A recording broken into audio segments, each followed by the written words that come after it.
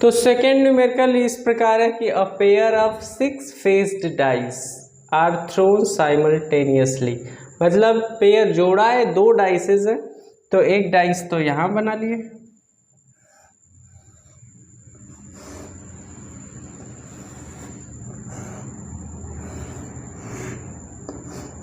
ये हो गया फर्स्ट डाइस।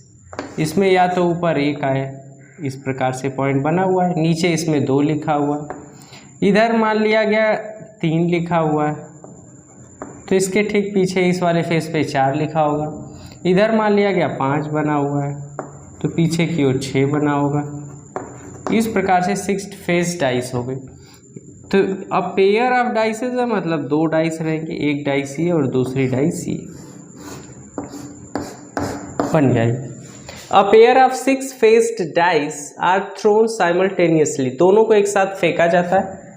अब दोनों को एक साथ फेंकते हैं तो देखते हैं क्या होता है। क्या कहा गया इसमें कंडीशन कि what is the probability that face 4 comes up in both dices, मतलब ए मान लिया गया ये ए डाइस है और ये फर्स्ट डाइस है, ये हो गया फर्स्ट डाइस और ये हो गया सेकेंड डाइस। तो दोनों में कहा गया कि what is the probability that face 4, मतलब जो उसमें जिसमें 4 लिखा हुआ, ये 3 के पीछे 4 लिखा हुआ होगा, ये इस प्रकार से ऊपर की ओर आ जाए, 4 लिखा हुआ फेस जो है वो ऊपर की ओर आ जाए, तो उसकी प्रोबेबिलिटी क्या होगी? एक में ही नहीं, दोनों में 4 लिखा हुआ जो फेस है वो ऊपर की ओर आ जाए, तो इसकी हमें प्रोबेबिलिटी फाइंड करनी है। तो सबसे पहले तो फर्स्ट डाइस की बात करें, तो फर्स्ट डाइस में जो 4 आ रहा है उसकी प्रोबेबिलिटी क्या होगी? तो लिखें probability of coming 4, probability of coming 4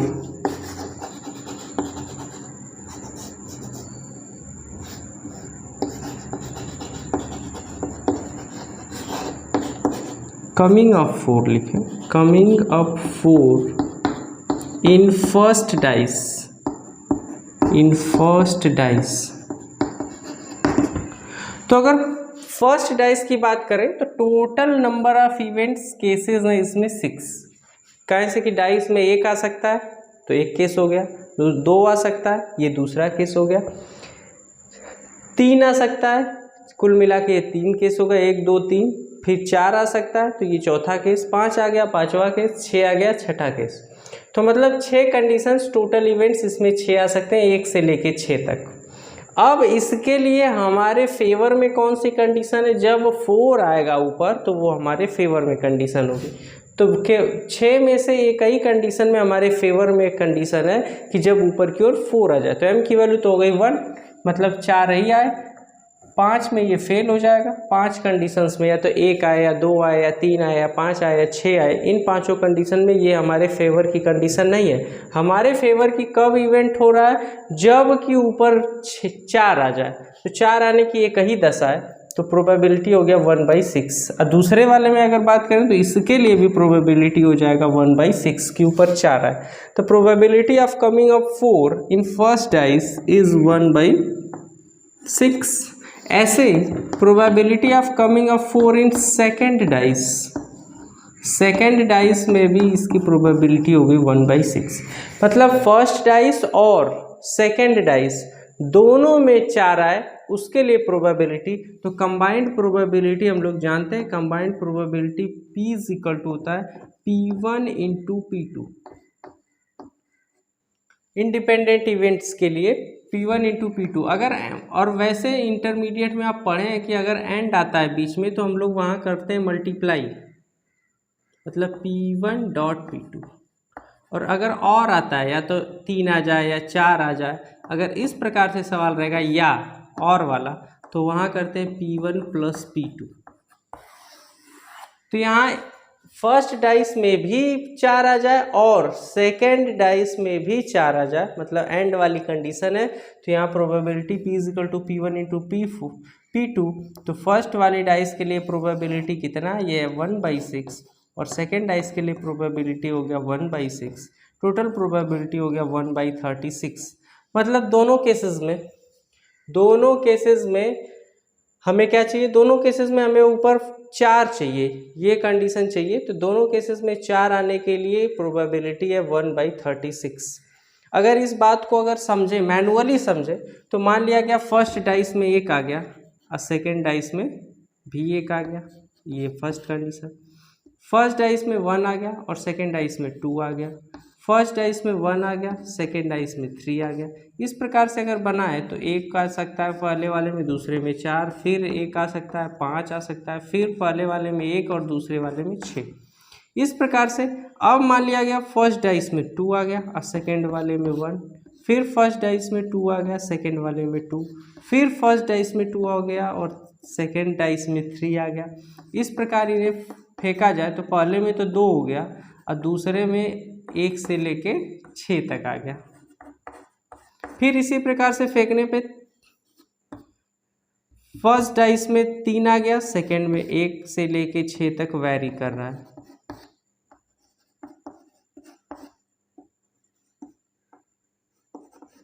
first में 3, सेकेंड में 4, फिर फर्स्ट में 3, सेकेंड में 5, फिर फर्स्ट में 3, सेकेंड में 6, फिर फर्स्ट में 4, सेकेंड में 1, फिर फर्स्ट में 4, सेकेंड में 2, फिर फर्स्ट में 4, सेकेंड में 3, फिर फर्स्ट में 4, सेकेंड में 4, फिर 4, 5, फिर 4, 6, ऐसे ही फिर फर्स्ट में आ जाएगा 5, फिर 1, फिर फर्स्ट में हो सकता है 6, फिर 1। इस प्रकार से अगर देखा जाए तो हर लाइन में 6 केस, मतलब 36 टोटल केस हो गए। और हमारी फेवरेबल कंडीशन कब है, जब कि दोनों में 4 आ जाए। तो जब कि दोनों में 4 आ जाए तो यही है टोटल केस। तो ये बन जाएंगे 36। इस प्रकार से ये 5 1 5 2 5 3 5 4 5 5 5 6, ये फिर 6 1 6 2 6 3 पूरा लिख लेंगे 6 6 तक, दोनों में 6 आ गया। तो अब क्या होगा, दोनों में 4 आने की प्रोबेबिलिटी क्या हो जाएगी 1/36, क्योंकि यही है हमारे फेवर की इवेंट और टोटल इवेंट्स हो गए 36। तो इस प्रकार से इसे लिखा जा सकता है। सब न्यूमेरिकल यहाँ से किया भी जा सकता है।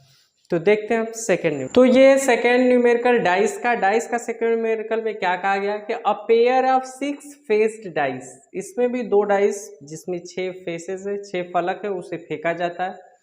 तो अ pair of 6 faced dice with faces marked 1 to 6, मतलब सब पे 1 से 6 तक मार्क किया गया, दर्शाया गया। ईच आर थ्रोन साइमल्टेनियसली, दोनों को एक साथ फेंका जाता है। What is the probability that sum of numbers which shown up each, मतलब दोनों जो ऊपर आ रहे हैं उनके नंबर्स का सम 9 हो, 10 हो, 11 हो या 4 से कम हो, ये कंडीशन। तो अ पेयर ऑफ 6 फेस डाइस, तो एक फिर से वही डाइस बनाना है, डाइस बना लिए, इस पे नंबर लिख दिया गया, नंबर लिख दिया गया। 2 डाइस है, पेयर ऑफ डाइस मतलब 2 डाइस बना लिया गया। अब एक डाइस को अगर फेंका जाए तो ये 6 तरीके से गिर सकती है। फॉलिंग ऑफ फर्स्ट डाइस, या total number of ways of falling first dice, या number of ways falling first dice.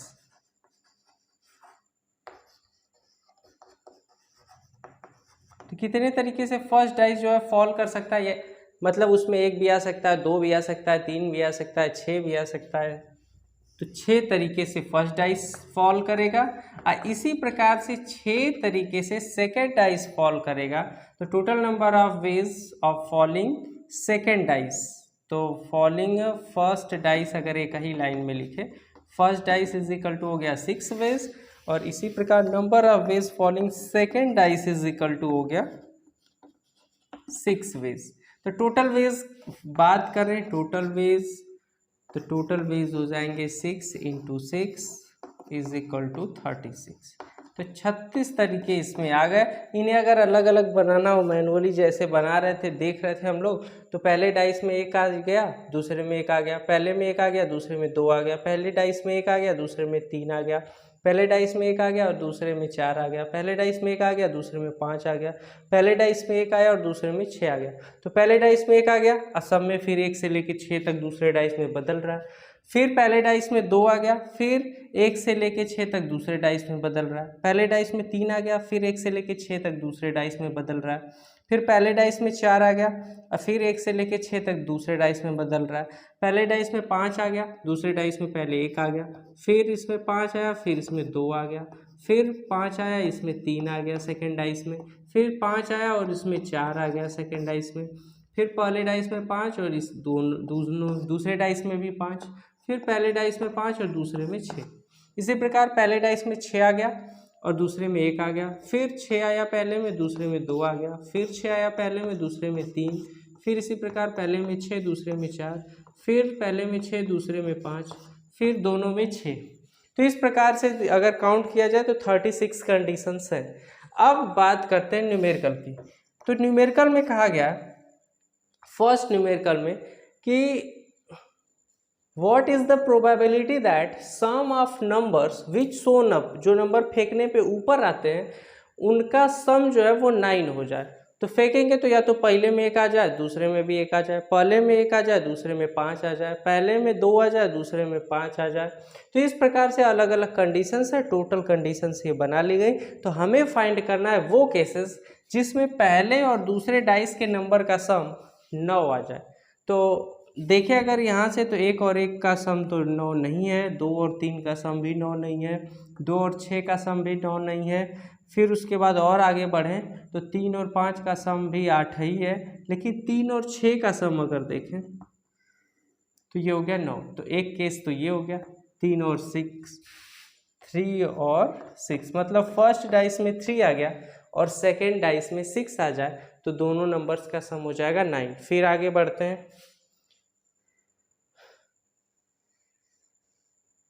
4 और 5, 4 एंड 5 दोनों का सम हो जाएगा 9, 4 एंड 5। फिर आगे बढ़ते हैं, 5 एंड 4 दोनों का सम आ जाएगा 9।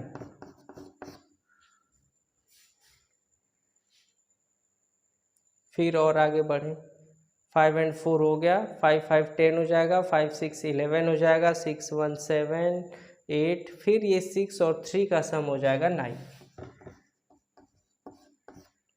तो अब टोटल नंबर ऑफ इवेंट्स तो हो गए 36। इवेंट्स इन फेवर, तो कितने कंडीशन हमारे फेवर में है, जबकि 9 आ जाए तो 1 2 3 4 केसेस में हमारे पास 4 कंडीशंस ऐसी हैं जबकि हमें मनचाही स्थिति मिल रही है, मतलब फेवरेबल कंडीशन मिल रही है। तो हमारे पास probability P is equal to हो जाएगा M by capital N। M की वैल्यू हो गई 4 केसेस हमारे फेवर में है, अपॉन टोटल है 36, 4 9 36, ये हो गया 1/9। प्रोबेबिलिटी हो गया 1/9। किसके लिए, दोनों नंबर्स का सम जब 9 आए उसके लिए प्रोबेबिलिटी हो गया 1/9। सेकेंड कंडीशन, सेकेंड कंडीशन में कहा गया है कि दोनों नंबर का जो सम है वो 10 आए। तो 10 कब कब आ सकता है, देखें अगर तो 4 और 6 में 10 आएगा, यहाँ पर 4 और 6 में 10 आ जाएगा।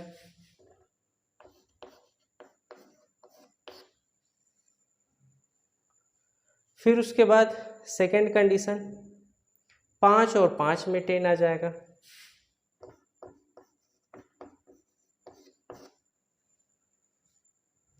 फिर उसके बाद थर्ड केस, 6 और 4 रहेगा तब भी 10 आ जाएगा। तो हमारे पास फेवरेबल कंडीशन हो गई 3 और टोटल केसेस, टोटल आउटकम्स हो गए 36। तो इसके लिए probability P is equal to हो जाएगा 3/36, मतलब 1/12। अब बात करते हैं 11 की, दोनों नंबर्स का सम कितना आ जाए 11। तो यही थर्ड न्यूमेरिकल सॉल्व कर रहे हैं। 11